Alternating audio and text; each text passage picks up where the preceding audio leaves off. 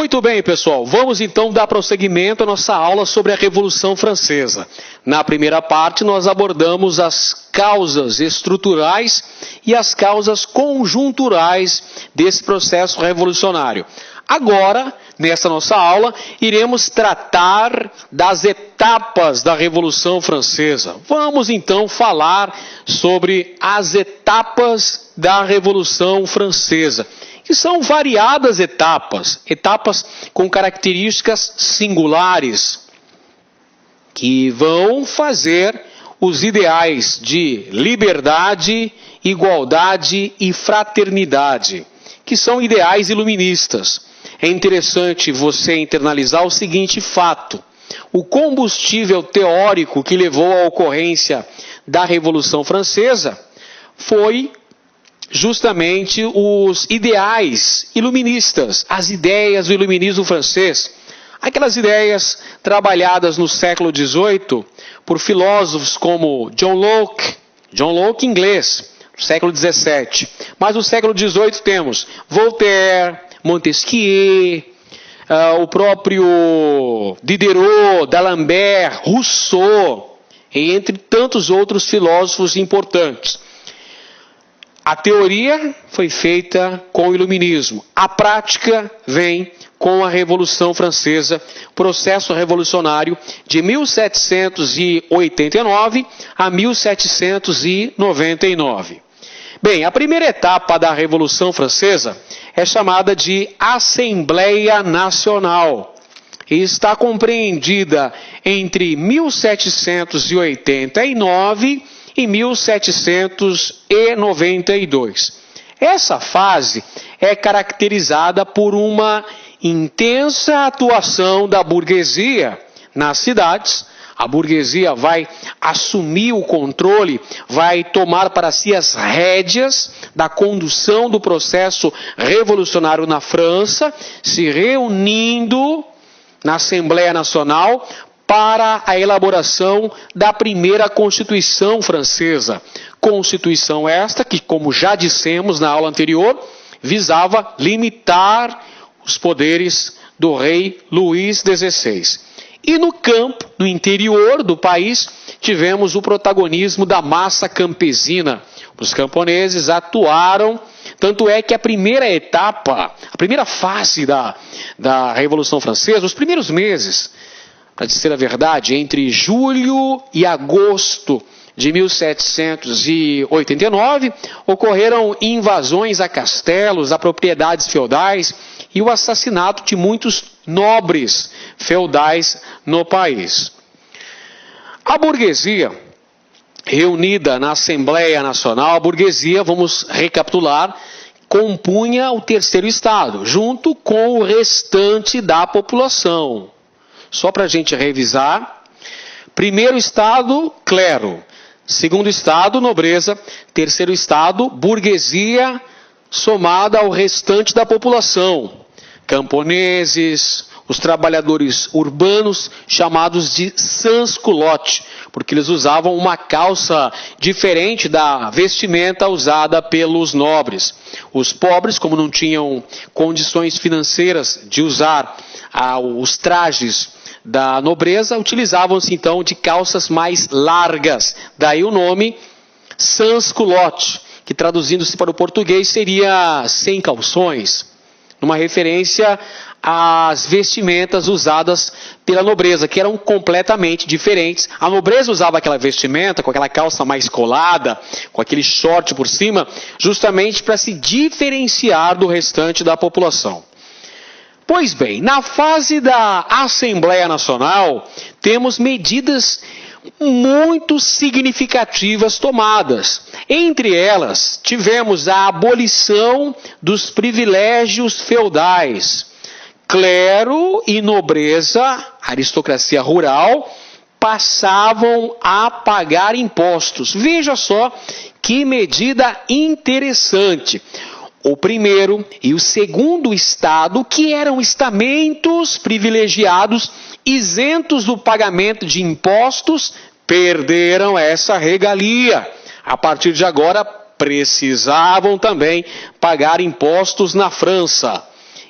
E outra medida extremamente importante tomada nessa fase foi a aprovação dos direitos do homem e do cidadão, que é o primeiro documento da Revolução Francesa, que estabelecia que todos os homens nascem iguais e são portadores de direitos.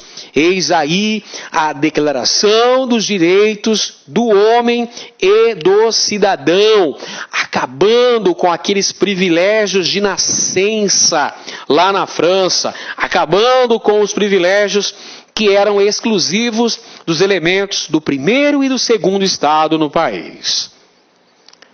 Está aí. Fim das diferenças de nascimento, porque até então, até a aprovação desse documento, a Declaração Universal dos Direitos do Homem e do Cidadão, o que definia a posição social do indivíduo na França era o seu nascimento. Então havia um privilégio de nascença.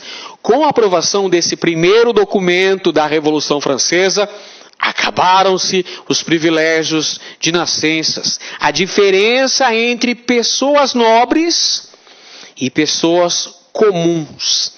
Temos então a propagação dos ideais de liberdade, igualdade e fraternidade. No bom e velho francês, liberté, égalité e fraternité. Os ideais da Revolução Francesa, a base ideológica de origem iluminista, o principal combustível para a ocorrência da Revolução Francesa.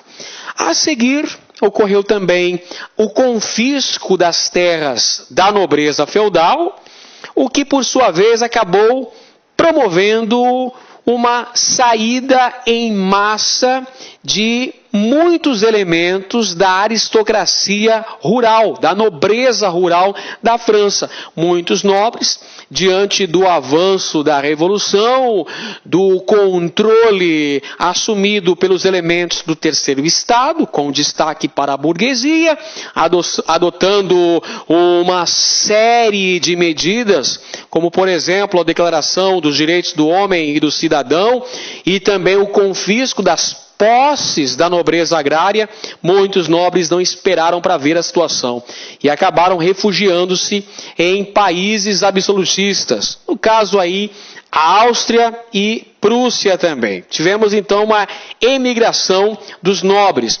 A Igreja Católica, por sua vez, também teve seus bens confiscados pelos elementos do terceiro estado. A Igreja Católica, que fazia parte do primeiro estado, que era um dos mecanismos de sustentação do antigo regime, que controlava o sistema educacional na França, também foi duramente atingida pela Revolução Francesa.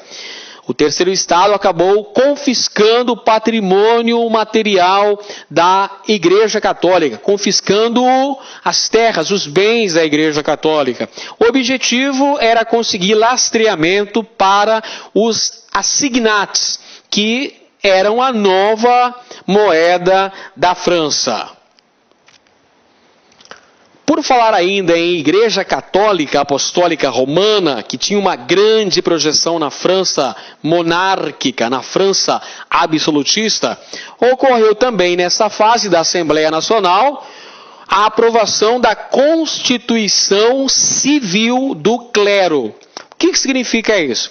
Significa um rompimento entre a estrutura política francesa e a estrutura eclesiástica, leia-se Igreja Católica. Então, há uma ruptura, um rompimento entre o governo francês e a Igreja Católica. A Igreja deixa de estar atrelada ao aparelho político francês. Em suma, meus amigos, a Constituição Civil do Clero simbolizou a transformação do clero em funcionários públicos. O clero passa a ser pago pela política francesa. O clero perde seus privilégios, perde suas isenções fiscais e também é rebaixada à condição de funcionários públicos na França. Diante desse contexto, teremos dois posicionamentos adotados pelos elementos do clero. Haviam então os refratários e os juramentados. Os refratários, apoiados pelo Papa em Roma, vão ser contrários a essa espécie de rebaixamento de status que a Igreja Católica sofrera na França. Então eles vão ser contrários à Constituição Civil do clero. Por sua vez, os juramentados vão acatar, então eles acatam essa determinação.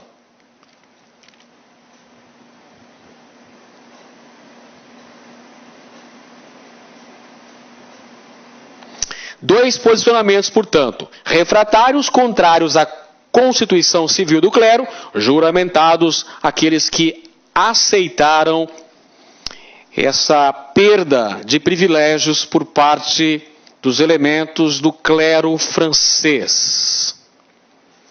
1791 ficou pronta a primeira Constituição francesa.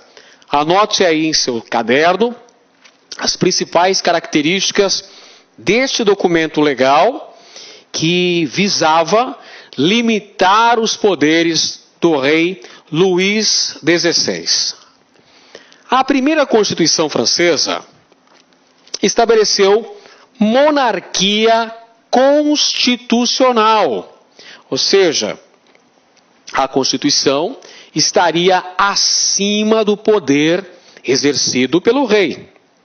O rei, portanto, devia jurar obediência a essa Constituição. Divisão de poderes. Seguindo as diretrizes apregoadas pelo Barão de Montesquieu, lá do século XVIII, na sua célebre obra O Espírito das Leis, aqui está a tripartição dos poderes: executivo, legislativo, judiciário. O executivo, exercido pelo rei. O judiciário, por deputados eleitos por voto censitário. Opa, aí está uma característica importante. Voto censitário. Voto baseado na renda do cidadão. Não é voto universal, não é voto para todos. É voto para aqueles que conseguem comprovar seus rendimentos. Voto censitário, evidentemente, atendendo aos objetivos da burguesia. Voto censitário em detrimento dos interesses das camadas menos favorecidas. Trabalhadores urbanos e camponeses não tinham direito a voto, porque o voto era censitário. Portanto, um legislativo sem participação popular. E previa ainda um poder judiciário independente. Poder judiciário independente. Portanto, o rei deveria obedecer às leis criadas pela burguesia. Importante documento histórico, colocando fim ao ancien regime, ao antigo regime na França, ao absolutismo monárquico. Mas, em julho de 1791, através da declaração de Pillnitz, o rei Luís XVI afirmava a superioridade do poder do rei sobre a Constituição. Ou seja, ele não admitia ser a Constituição um documento que estivesse acima de suas atribuições políticas. Ele se nega a jurar obediência à Carta Magna aprovada em 1791 na França. E o rei vai planejar um golpe ou uma espécie de contra-revolução, estabelecendo uma aliança com a Áustria. Vamos lembrar que Luís XVI, rei da França, era casado com Maria Antonieta, austríaca, da dinastia Habsburgo, que governava a Áustria. Luís XVI, claro, não aceitando a limitação de seus poderes, vai pedir apoio da Áustria para elaborar um golpe contra-revolucionário. Por essa razão, ele é declarado criminoso por desobedecer à Constituição e por tramar contra a Constituição do país, contra a Revolução Francesa. E o rei tenta fugir do país, porque o plano de Luís XVI era o seguinte: ir para a Áustria, organizar um movimento contra-revolucionário, formar um poderoso exército para invadir a França, derrotar o terceiro Estado e tentar restabelecer o absolutismo no país. Mas para fazer tudo isso em segurança, ele resolveu deixar o país. Tentou fugir para a Áustria, porém acabou sendo capturado, foi preso na fronteira, em Varennes, na fronteira com a Áustria. Luís XVI e Marie Antoinette acabaram sendo presos, foram capturados e retornaram para Paris, desta vez presos. Nesse contexto que começa a ficar bastante agitada a questão política na França, nós vamos ter uma disputa interna à burguesia, os elementos do terceiro Estado, elementos da burguesia. Vale dizer que a burguesia não era um segmento social homogêneo. A burguesia poderia ser subdividida em alta burguesia, composta por grandes comerciantes, banqueiros, e a pequena burguesia composta por pequenos comerciantes. Então você tem aqui uma divisão interessante. Dentro da burguesia que compunha o terceiro Estado, que decisivamente foi a camada social que liderou, que foi a artífice de todo o processo revolucionário na França, nem entre eles havia uma convicção, havia uma ideia bem tramada sobre quais seriam os caminhos a serem tomados dentro do processo revolucionário na França. Os girondinos, ou seja, os elementos da alta burguesia, desejavam manter a monarquia. Já os jacobinos, que eram elementos da pequena burguesia francesa, eram aliados do sans-culotte e desejavam instituir a república e executar o rei por traição à França. Veja posicionamento diferente, posicionamentos diametralmente opostos em relação aos elementos do terceiro Estado. De um lado, os girondinos, que eram de certa maneira conservadores, desejavam a manutenção da monarquia constitucional. Já os jacobinos tinham propostas muito mais radicais. Queriam acabar definitivamente com a monarquia, proclamar uma república e, mais do que isso, condenar o rei à morte por traição à França.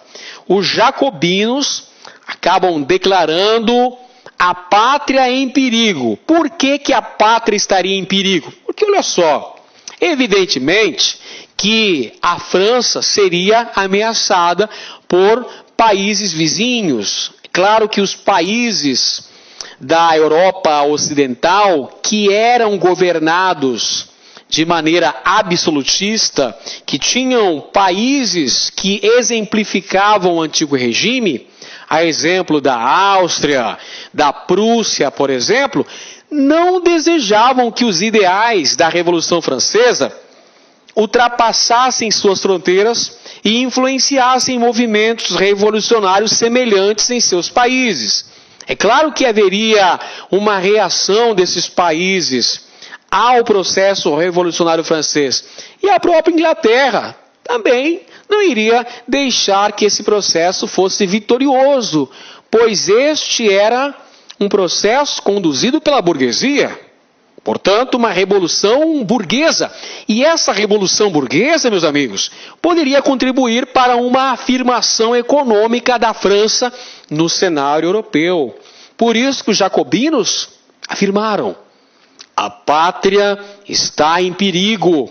E por isso que surgiram 3 importantes líderes jacobinos que vão tomar a dianteira nesse processo. São eles, Marat, Danton e Robespierre. Eles vão instituir a chamada Comuna Insurrecional de Paris. E nessa fase foi proclamada a República na França. Inicia-se, portanto, a segunda etapa da Revolução Francesa.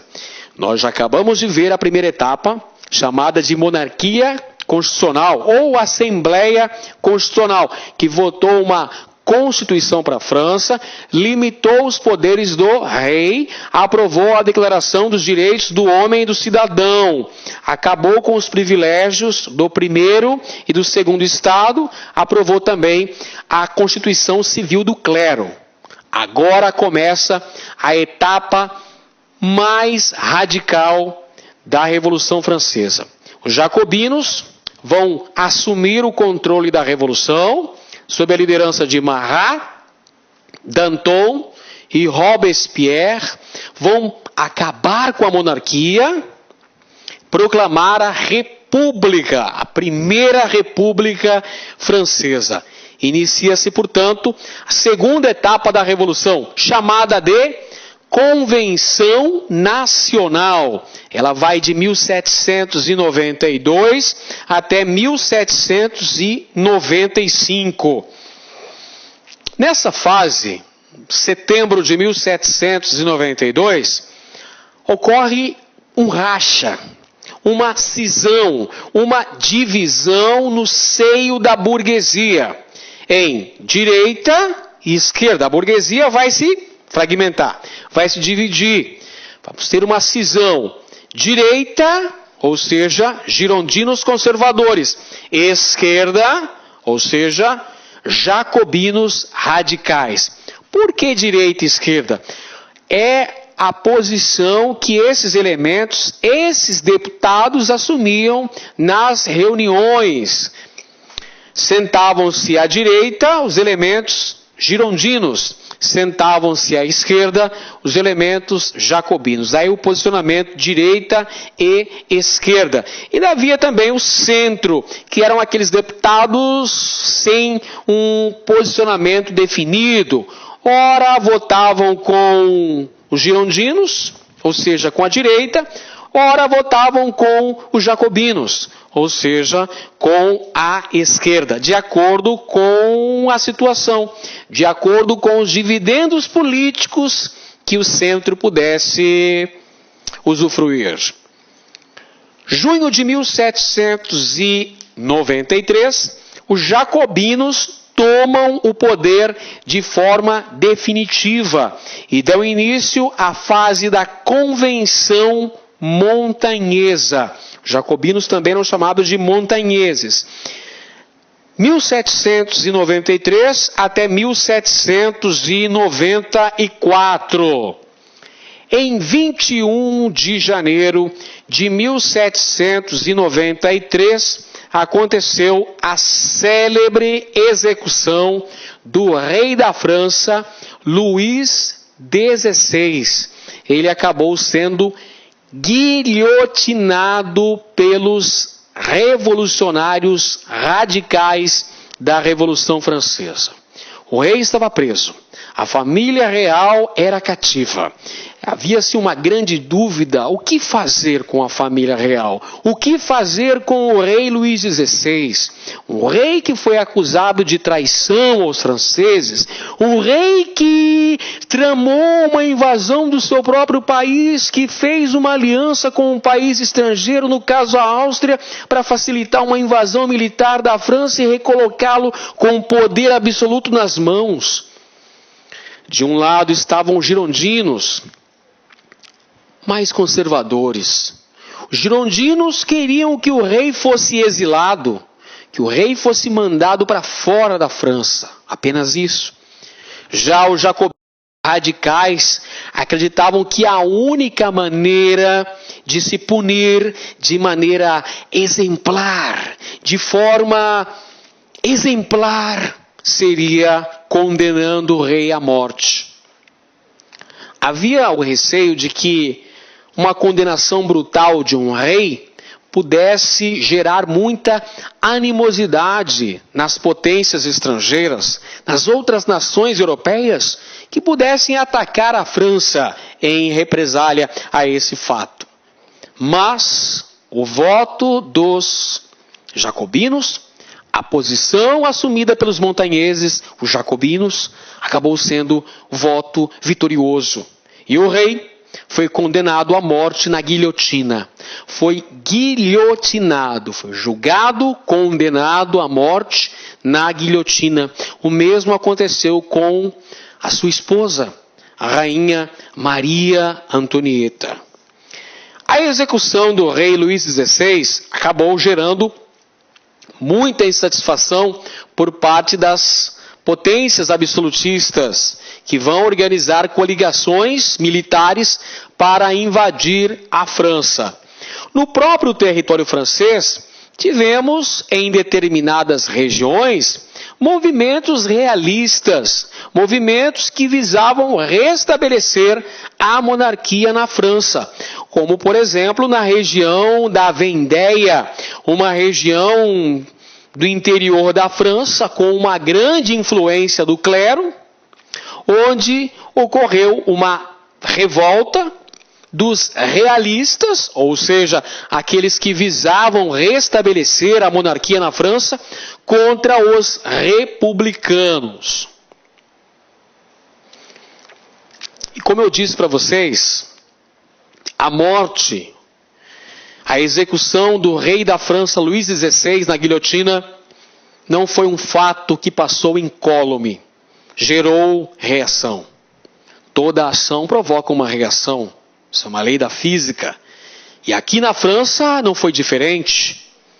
A oposição à França revolucionária se fortaleceu depois dessa severa punição ao rei Luís XVI.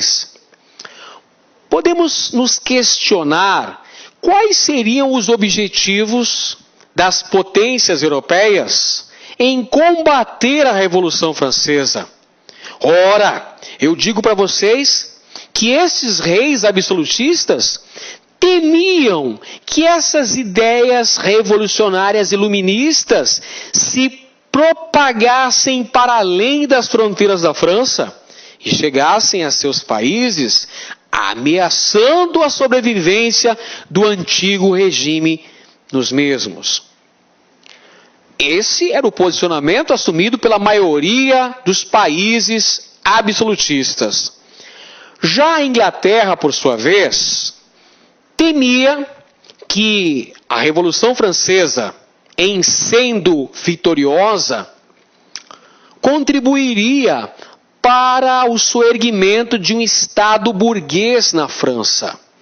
E esse Estado burguês pudesse criar as estruturas fundamentais para a consolidação do processo de industrialização na França.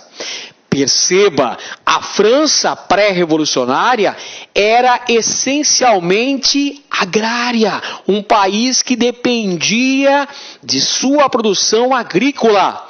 As indústrias na França eram incipientes. Por quê? Porque existiam uma série de fatores, uma série de questões que dificultavam o processo de industrialização. Mas o estabelecimento de um Estado de tendência burguesa, a consolidação da burguesia no poder político na França, poderia criar condições fundamentais para a industrialização do país. E aí o que é que ia acontecer, meus amigos? A França iria se tornar uma adversária, uma concorrente da Inglaterra. Então é por isso a Inglaterra, temendo o desenvolvimento industrial da França, também vai fazer de tudo para jogar terra nos planos dos franceses, acabar com a Revolução Francesa, tentar impedir a consolidação desse processo revolucionário. Por isso que foram formados uma série de coligações. O que eram essas coligações? Eram alianças militares que foram formadas contra a França revolucionária. A primeira coligação era composta pela Inglaterra, pela Áustria, pela Prússia, pela Holanda e pela Espanha. Primeira coligação que vai atacar os revolucionários franceses era capitaneada pela Inglaterra, mas tinha a participação de várias nações do continente europeu. E mesmo assim, o exército revolucionário francês conseguiu rechaçar o avanço da coligação sobre o território francês. Então, essa primeira fase, temos a vitória do exército revolucionário francês sobre a coligação estrangeira. E a República é, indubitavelmente, a fase mais radical da Revolução Francesa. Tivemos nessa fase republicana uma nova Constituição que foi aprovada na França. É a chamada Constituição do Ano I. Essa Constituição estabeleceu o sufrágio universal. O que significa isso, professor Edenilson? Sufrágio universal significou o fim do voto censitário, aquele voto baseado na renda do cidadão. Agora, todo cidadão tem direito ao voto. Essa é uma medida estabelecida pela Constituição do Ano I, que também trouxe democratização dos processos políticos na França. A criação do Comitê de Salvação Pública, que era composto de 12 membros responsáveis pela defesa externa e administração da República. Por quê? Porque a coligação, capitaneada pela Inglaterra e contando com a participação de outras nações europeias, ameaçavam a França. Precisava-se organizar um exército para defender os interesses franceses. E quem vai liderar esse processo é Danton, outra importantíssima figura política deste processo revolucionário, dessa fase da Revolução, que é a fase da Convenção Montanhesa, a fase mais radical, a fase da República Montanhesa. Outro importante elemento que vai ter um protagonismo todo especial nesse contexto histórico foi Maximilien François Robespierre, ou apenas Robespierre, que foi o responsável justamente pelo Tribunal Revolucionário, que julgava os crimes contra a Revolução, que criou, entre outras coisas, aí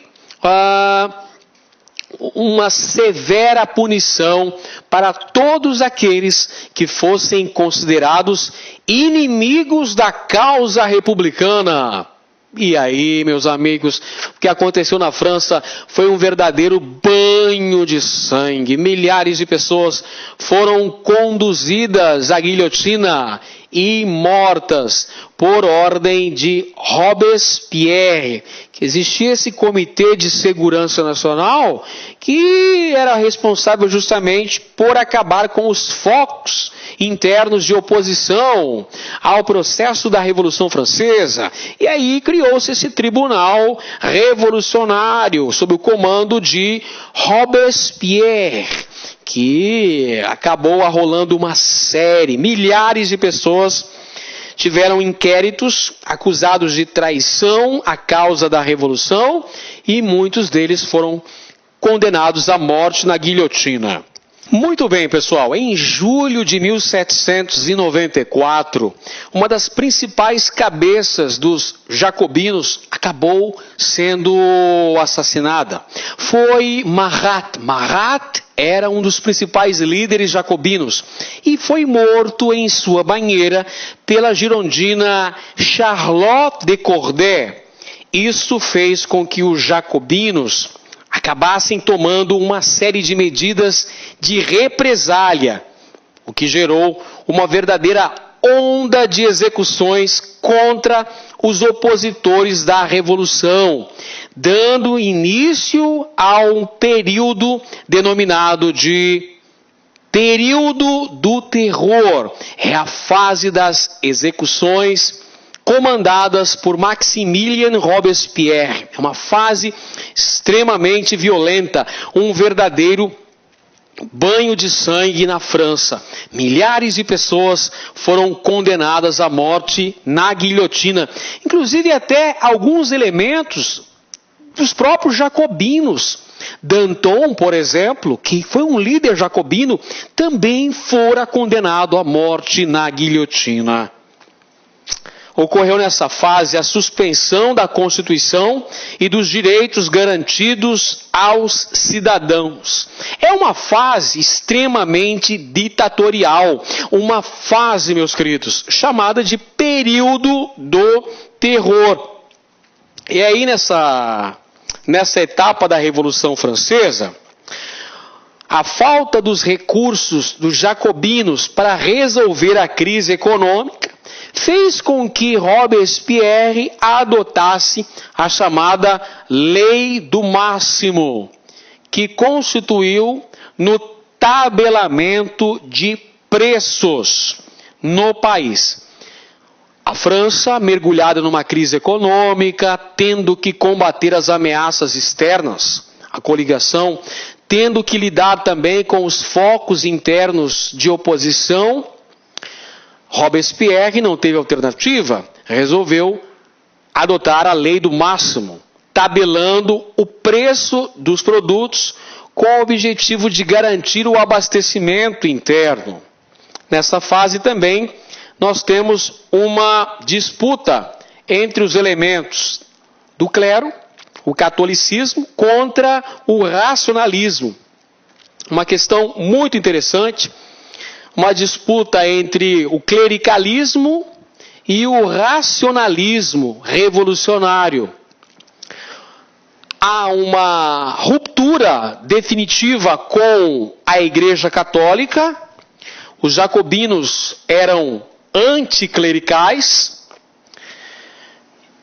e vão promover um processo de descristianização, ou seja, um rompimento com a influência da Igreja Católica Apostólica Romana dentro da França. Os jacobinos, inclusive, vão tentar estabelecer uma espécie de religião cívica no país. Para se ter uma ideia, até mesmo os meses do ano tiveram seus nomes alterados pelos revolucionários franceses. Aboliu-se o calendário gregoriano e adotou-se o calendário revolucionário, com os meses do ano possuindo outra nomenclatura, meses como frutidor, termidor, nivoso, brumoso, brumário, entre outros nomes. É o calendário revolucionário que vigorou durante esse período de rompimento definitivo com a Igreja Católica. Mas um outro fator que causava uma grande instabilidade política na França eram as diversas disputas internas entre os próprios jacobinos. Como eu falei para vocês anteriormente, muitos jacobinos foram conduzidos até a guilhotina, como, por exemplo, o célebre Danton, um dos líderes desse processo revolucionário. Os girondinos também faziam uma grande oposição ao governo jacobino de Robespierre. E são justamente os jacobinos os grandes articuladores da queda dos jacobinos do poder. Em 27 de julho de 1794, os girondinos derrubam os jacobinos do poder através de um golpe que ficou celebrizado na história como o golpe do 9 do Termidor. 9 de Termidor, essa é a chamada reação termidoriana. Robespierre foi preso, condenado à morte na guilhotina. E aí, retirando Robespierre, que era a principal liderança jacobina, então os girondinos assumiram novamente o comando do carro revolucionário na França. Tinha início, portanto, a terceira e última etapa da Revolução Francesa. Etapa esta conhecida como um retorno conservador. É a fase que será estabelecida o diretório na França. Governo girondino, governo conservador. Quando os girondinos, que representavam a alta burguesia francesa, se reinstalaram no poder, assumiram as rédeas do governo, eles trataram de cancelar as medidas radicais e populares tomadas no governo anterior, isto é, no governo dos jacobinos, e passaram então a promover uma intensa perseguição a todos os seus opositores. Essa fase é chamada de terror branco. Ocorreu a aprovação da Constituição do ano terceiro, que restabeleceu o critério censitário para ter direito ao voto na França, ou seja, o critério da renda para ter uma participação nas eleições.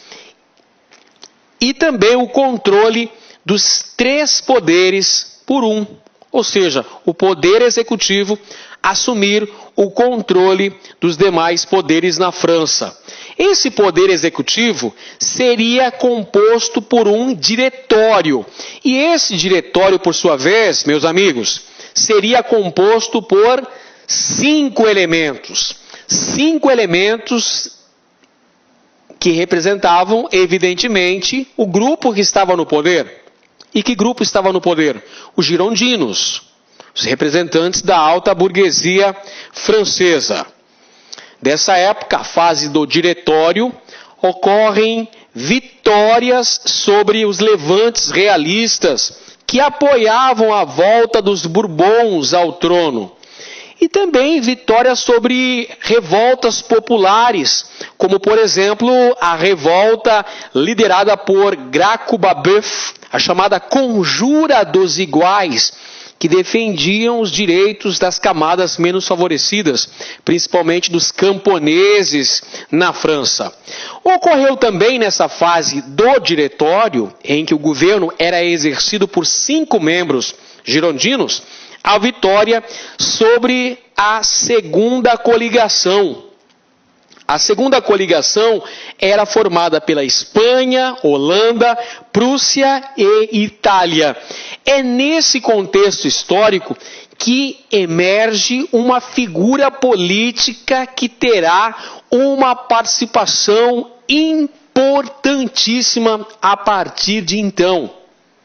Chama-se Napoleão Bonaparte, um jovem general que vai conseguir derrotar as ameaças externas à Revolução Francesa e desmobilizar as ameaças internas na França.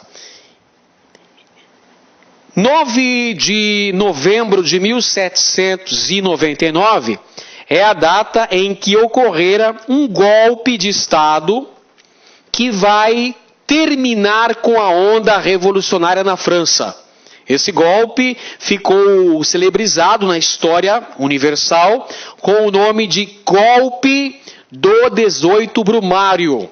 O golpe do 18 Brumário foi articulado por elementos da alta burguesia que vão ver em Napoleão uma figura política importante para consolidar suas conquistas as conquistas da burguesia. Então, para ter um maior controle dos girondinos sobre a política francesa, o diretório é substituído pelo consulado. Veja, a França ainda vivia um contexto bastante turbulento. Por que o contexto histórico ainda era turbulento durante a fase do diretório? Porque, veja, havia ameaça externa, meus amigos.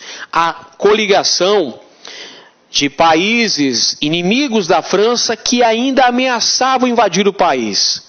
E havia também levantes realistas que tentavam restaurar a monarquia na França. Então o contexto não era estável.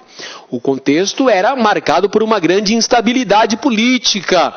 E a figura de Napoleão poderia significar o fim do processo revolucionário e, ao mesmo tempo, a estabilização interna do país. É por essa razão que ocorreu o golpe do 18 Brumário. Napoleão, com apoio do exército e com apoio da alta burguesia, substitui o diretório por uma nova forma de governo, doravante chamada de consulado. O consulado passa a governar a França. 3 cônsules, 3 membros. Napoleão Bonaparte, representante do exército francês. Roger Ducos, representante da alta burguesia, os girondinos. E o Abade Sieyès, representando o clero. O Abade Sieyès é o autor daquele panfleto muito famoso nas vésperas da eclosão da Revolução Francesa. Aquele panfleto que dizia o que é o terceiro estado. Então são esses os 3 elementos que vão compor o chamado consulado. É claro que dos 3, o que vai ter o maior poder nas mãos, o que vai se tornar o primeiro cônsul, o que vai ter maior importância política, é Napoleão Bonaparte, que chega ao poder através do golpe do 18 Brumário, encerrando a fase revolucionária francesa, dando início à chamada Era Napoleônica na França. Bem, os objetivos principais da substituição do diretório pelo consulado eram atribuir poderes para Napoleão, criar uma estrutura de governo consolidado, forte, estável e, ao mesmo tempo, estabilizar a economia francesa, criar as condições fundamentais para acelerar o processo de industrialização no país. Conclusão, aqui meus amigos, temos aqui como principal aspecto, chegamos à conclusão definitiva de tudo isso que nós estudamos. Chegamos à conclusão. E que conclusão? O processo revolucionário durou 10 anos. Começou em 1789, prosseguiu até 1799. E que conclusões nós chegamos? Qual é a classe social que mais lucrou, que mais conseguiu colher dividendos políticos ao final da Revolução Francesa? Acabou assim a Revolução Francesa. O saldo final foi o fim do antigo regime, o chamado Ancien Régime, na França, o estabelecimento de um Estado burguês e a consolidação dos ideais da burguesia. A burguesia é a classe social que mais lucrou. Quem mais venceu ao final da Revolução Francesa, quem teve seus direitos assegurados foi, sem dúvida, meus amigos, a burguesia. E o povo, professor? Bem, o povo, mais uma vez, foi usado como massa de manobra, não conseguindo quaisquer tipos de participação no poder político. A grande vitoriosa de todo o processo revolucionário na França foi, indubitavelmente, a classe burguesa. Pois bem, meus amigos, encerramos aqui a chamada Revolução Francesa. Na próxima aula, começaremos a abordar a chamada Era Napoleônica. Um grande abraço a todos e te vejo na próxima aula. Valeu! E aí, pessoal, gostou da aula de história? Então curta e compartilhe.